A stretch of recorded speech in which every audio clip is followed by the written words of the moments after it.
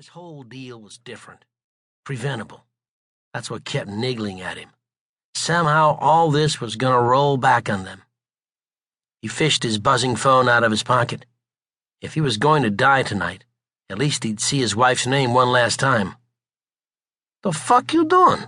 Fat Monty said, though he didn't snatch the phone from Sal's hand. Interesting. "It's been going off all night," Sal said. He didn't answer to Fat Monty, and he wasn't about to start, so he kept himself calm, went the honest route. "My wife's sick."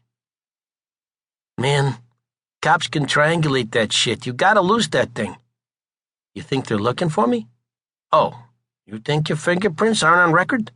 Your first mistake, and it was a doozy. A little restraint, Sal, and you'd be home right now." "Yeah," Sal said. "Well, things got clumsy, I admit that."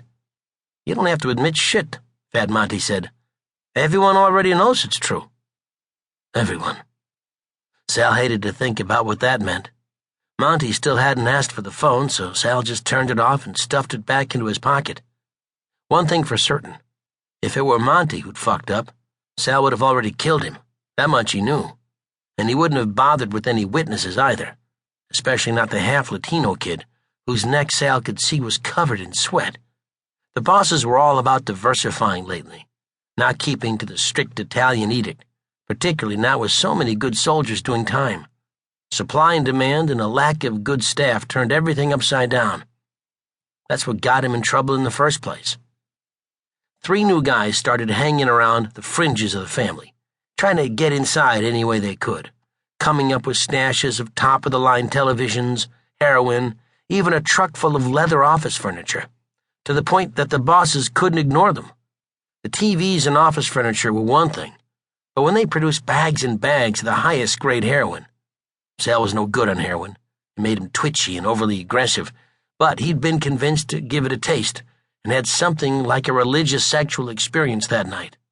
The bosses began to wonder where they were connecting from, since the family had controlled the heroin in Chicago for the better part of a century.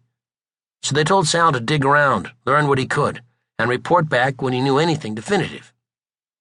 This truth-digging expedition was a significant growth in his duties. He was good at the whole stalk and kill process. That was simple work. But now the family wanted him to be the point man on the business side, too. Not just lurking in the shadows. Out in the daylight and everything. He had never shown his face to a stranger in the game. At least not a stranger who wasn't about to become a corpse. But this was a chance to become a legit player. No more midnight murders. More time with his wife and kid. Whatever. It was a chance for something better than the business of killing. He even hazarded to tell Jennifer that big things were coming for them, that if everything went right, in the next year maybe they'd be able to take a vacation or see about moving somewhere warmer, both of them sick of freezing every winter in Chicago. Jennifer was taking art classes at City College.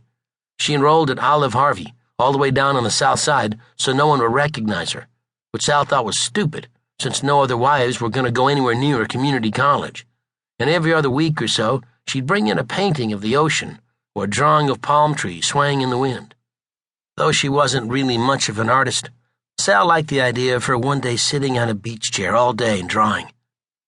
Plus, the downtime between jobs could be maddening for Sal, to the point that he started doing outside work just to make ends meet around the holidays and such. It was nothing to drive down to East St. Louis to take out some crip for a shop owner, or even over to Springfield to put one in the head of a cheating spouse.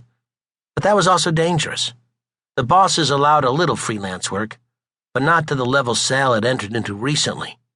But when the kid is sick every other week and you don't have health insurance, man, you do what you have to do. Sal was pretty sure they had been driving aimlessly for hours. Chima, the mixed kid, consulted his map every now and then and told Neil to take exits, and then Neil would drive around for a bit before getting back onto the highway in a different direction, not saying a word the whole time.